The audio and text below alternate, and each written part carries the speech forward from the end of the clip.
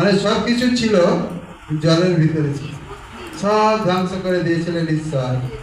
আর সে সব পারবে যে লুসিফার সে কেন ঈশ্বরের বিরুদ্ধাচরণ করেছিল।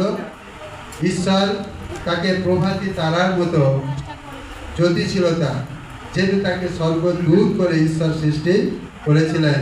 কিন্তু যখন তার মধ্যে গর্ব আসলো, কেন তার গর্ব আসলো? তার রূপ, তার সৌন্দর্য, তার আভিজাত্য, এগুলো সব কিছুর জন্যে তার মধ্যে গর্ব এসেছিল। আমাদেরও এই জন্য আমি সব সময় বলি তুমি হয়তো অনেক প্রার্থনা করছো, সাবধান থেকে, তোমার গর্ব হবে। আমি অনেক প্রার্থনা করি, তুমি বাইবেল পড়ছো অনেক, তোমার গর্ব হবে। তুমি ভালো গান করো, তোমার গর্ব হবে। তোমার মধ্যে অহংকার চলে আসবে, আর তোমার মধ্যে যা কিছু ভালো আছে সব সময় জানবে যা কিছু ভালো আছে তা কেবল আর কেবল খ্রিস্টের জন্য আছে। হালেলুয়া।